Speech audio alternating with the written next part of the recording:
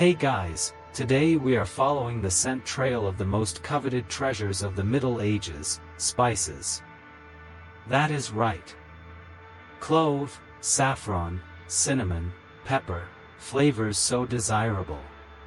So outrageously valuable, that they turned merchants into nobles, nobles into addicts, and kitchens into alchemical labs. These were not just ingredients. They were status symbols, sacred rituals, and sometimes lethal ambitions. But be warned, this world is smoky, sweaty, and covered in crushed coriander. You probably won't survive this, especially not if you touch the merchant's pepper stash. So, before you get comfortable, take a moment to like the video and subscribe, but only if you genuinely enjoy what I do here. You wake in a narrow bed inside a stone manor that smells of boiled vinegar and rose oil. Morning light filters through leaded windows, and the air is heavy with something sharp, pepper, you realize. Not just a pinch on porridge. This is pepper in bulk. You are in the home of a spice merchant, and this is as close to a vault as the medieval world gets. You shuffle into the counting room. It is lined with wooden chests, each bound in iron, each sealed with wax and family crests. A servant opens one, revealing small, black spheres, peppercorns, still wrinkled from their long voyage across sea and sand. The merchant, in a russet doublet stitched with saffron thread, gestures with pride. Worth their weight in silver, he says, before locking the chest again. Pepper is not just seasoning here. It is currency. Merchants pay rent with it. Kings collect taxes in it. Dowries are negotiated in part by weight of spice. A few ounces can buy a bolt of silk, or the silence of a bishop. You finger a single peppercorn and wonder how something so small can stir such enormous appetite.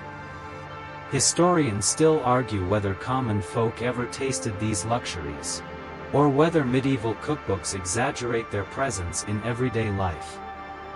But here, you see it plain, spices are hoarded like treasure. And not without reason. The merchant shows you his ledger. Carefully inked scrolls listing cargoes from Alexandria, Damascus, Genoa. Cinnamon bark. Grains of paradise. Ginger root.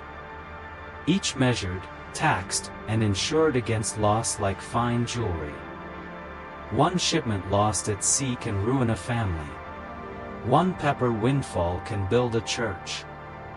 A quirky detail.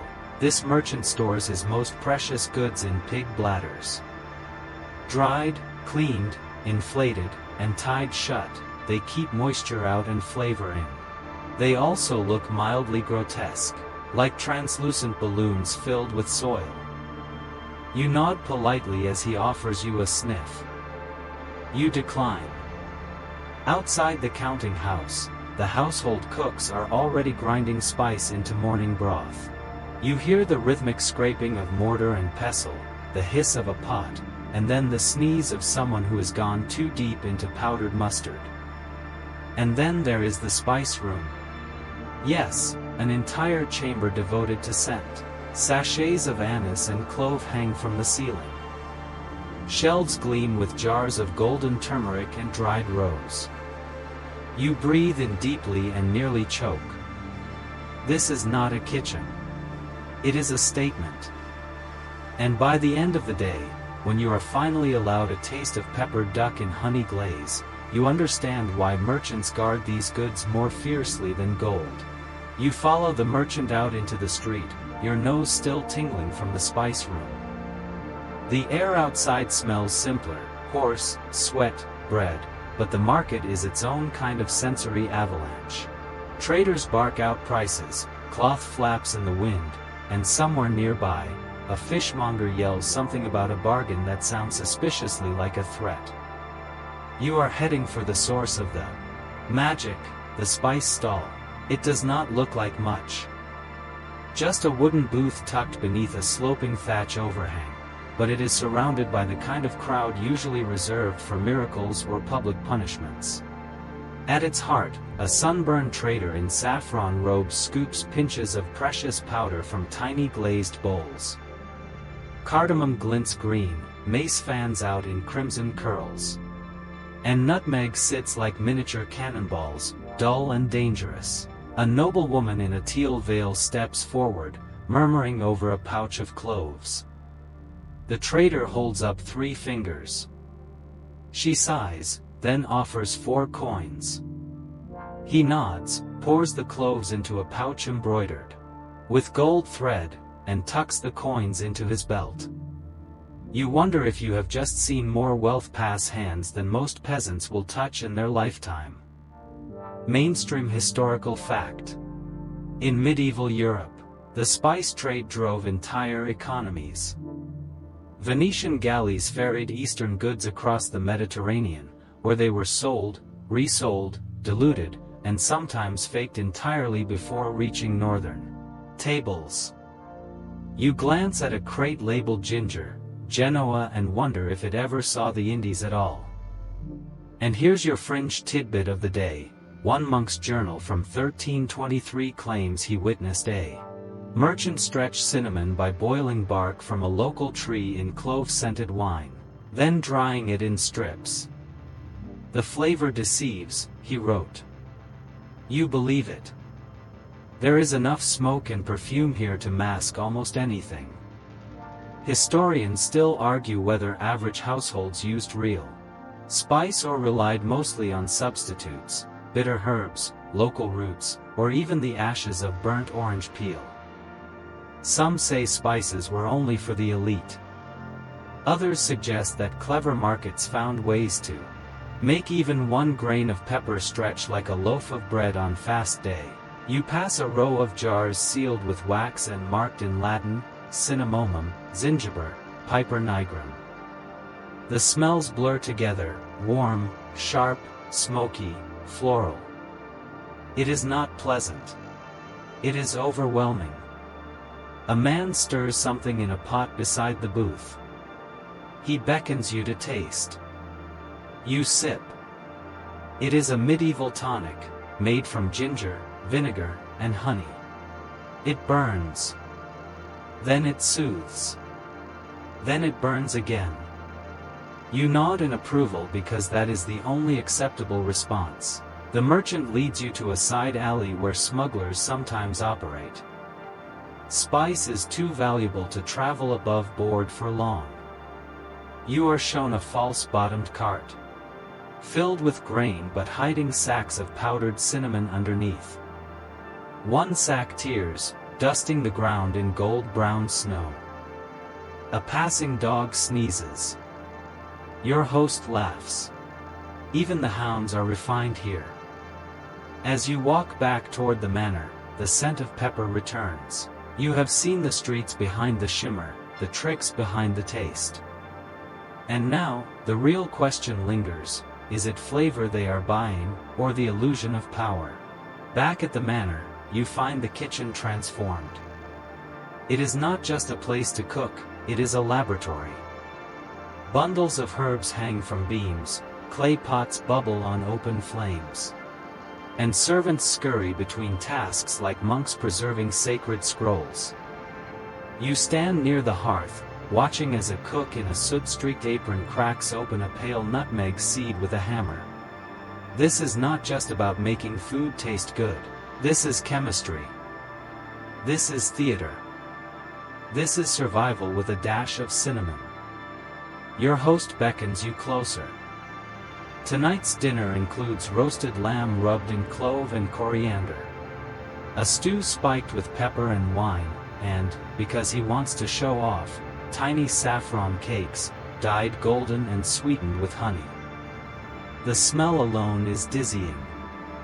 A pinch too much, and the whole thing might curdle. Too little, and it is just meat. No prestige. No power. Mainstream historical fact: in the late Middle Ages, spices were used not just for flavor but to display wealth and mask them.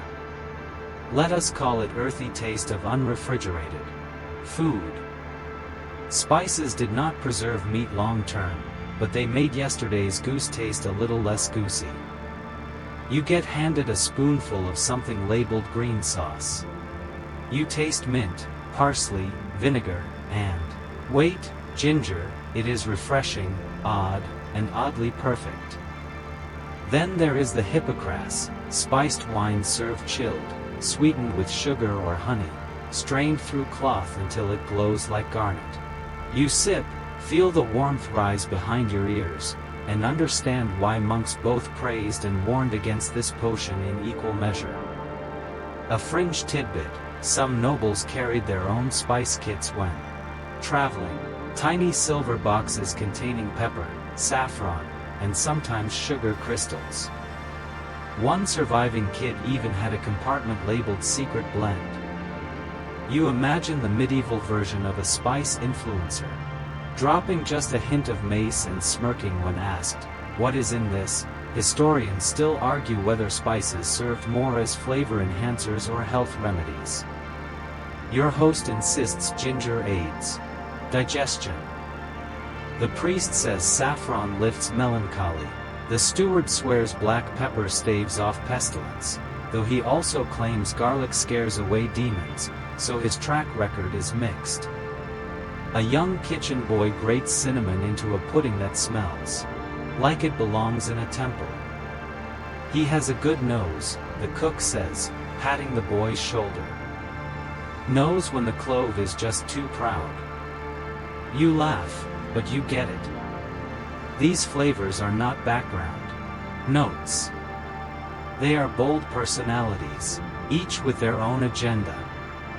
And now the goose arrives, steaming and lacquered, rubbed with a blend of spices that glitter faintly in the firelight. You take a bite. The skin crackles. The meat is tender. And the pepper, oh, the pepper, makes your eyes water in the best way. This is not just food. It is storytelling. The spice is the plot twist. The surprise cameo. The final, fiery flourish. You lean back in your chair, napkin tucked into your collar, and realize you are not eating to survive anymore. You are eating to proclaim something. You are noble. You are refined. You are a little overstuffed. But mostly, you are spicy. Your evening does not end with roast goose. Oh no. The manor hums with anticipation for the post-dinner extravaganza, dessert. Or rather, the sweet and spicy epilogue to your already chaotic medieval meal. As the servants clear trenchers and sweet breadcrumbs into the waiting jaws of sleepy hounds, the cook reappears, eyes gleaming with mischief. He is holding what looks like a small sculpture. It is a spiced pear, poached in red wine and set upright like a candle. Cinnamon bark juts from its center like a stem, and the skin has been dyed crimson with beetroot. The scent hits first. Warm, fruity, vaguely floral, but with an edge. A spicy kind of edge. You lean in. You bite. You flinch. Clove. Too much clove. Still, you chew bravely. Nobles do not spit things out. They suffer deliciously. Mainstream historical fact. In elite European kitchens of the late Middle Ages, spice was not reserved for savory. Desserts, if you can call them that, were often deeply flavored with ginger, cinnamon, nutmeg, even pepper. The sugar might be coarse. The fruits dried. But the flavors, explosive. A fringe tidbit, there are records of sugar sculptures served at banquets. Table-sized dioramas dusted with cinnamon and laced with caraway. One feast featured a sugar castle that collapsed under the weight of too much cardamom. You imagine the guests clapping anyway. In this world, failure is still impressive if it is expensive. You are handed a dragée, a sugar-coated spice ball. It cracks like a stone in your mouth, releasing a wave of anise so powerful your nose prickles. A nearby friar laughs and says, "Good for your humors." You nod, eyes watering. Historians still argue whether these spice-heavy sweets were genuinely enjoyed or simply endured. Some say it was an arms race of flavor, with each noble household trying to outdo the next in shock and spice. Others believe it was penance, sweetness as salvation, heat as purification. Next, a monk-shaped marzipan appears, saffron-dyed robe, almond eyes, and a cinnamon staff. A noblewoman across the table slices the head clean off and pops it in her mouth with a wink. You follow suit. The texture is crumbly, the flavor dense with rosewater and sugar ground fine as sand. Then comes blancmange. Not quite dessert, not quite savory. A pale pudding made from rice, shredded chicken, and almond milk. Yes, chicken. It is strangely comforting, subtly spiced with ginger and sweetened just enough to confuse your senses. You take a second spoonful before you realize you have crossed into the twilight zone of medieval flavor. A servant refills your goblet with something called clove wine. It burns like a sermon going down. But you can't stop sipping. The warmth, the perfume, the ridiculous opulence of it all. It is addictive. You glance at the high table. Half the diners are glowing red from wine and spice. The bishop is fanning himself with a trencher. The cook is serving something that looks suspiciously like a saffron-laced custard shaped like a fish. And you are sitting in the eye of a medieval flavor storm, drenched in honey, fire, and historical confusion. Because here's the truth, spice was not just taste. It was spectacle. It was pageantry. It was power, measured in grams, hoarded like relics, and served in mouthfuls of mystery. And as the almond sugar fumes settle around you and the ginger haze lifts, you whisper, softly, "More, please." Somehow, you are still upright. Barely. Your lips are tingling from the ginger syrup glaze on the fig tarts, and your breath smells like a Venetian spice bazaar set on fire. You stagger from the hall like a relic freshly dismounted from its pedestal. But the evening is not quite done. A servant trails you into the solar, carrying a final tray. Modest compared to the theatrics of dinner, but still humming with intent. Here lies the spice that whispers rather than shouts, mace folded into soft wafers, caraway seeds baked into delicate little knots of bread, and a shallow bowl of warm almond milk steeped with nutmeg and sweetened with a hint of galangal. You dip a wafer, bite, and sigh. Mainstream fact: nutmeg, cinnamon, and galangal were not just popular, they were prestige. Even in your nightcaps. Some medieval physicians touted these blends as digestives, meant to settle your belly after a day of carnivorous carnage. Others saw them as spiritual, cleansing the soul with every sip. You are not sure if your soul feels any cleaner. But your stomach is grateful for the truce. Outside, the wind hums low against the shutters, and the faint scent of wood smoke drifts through the cracks in the stonework. The feast echoes behind you, faint laughter and lute strings fading into the walls like wine into linen. You loosen your belt, again, and cradle the warm bowl in both hands like it is a relic. The scent is a lullaby. There is a soft shuffle beside you. A cook's apprentice, probably 12 years old and already missing 2 teeth, offers you a candied clove wrapped in a rose petal. You accept it like a communion wafer. It tastes like perfume, dust, and power. Quirky detail: in some noble houses, they flavored ink with cinnamon to encourage the reading of holy texts, a mouthful of psalms with a peppered aftertaste. Literature, spiced. Historians still argue whether the medieval obsession with spices ever truly touched the common folk or if it was all a noble fantasy hoarded behind castle gates. But here's what no one debates: spices were currency, fashion, medicine, performance, and sometimes, salvation. You finish your drink slowly.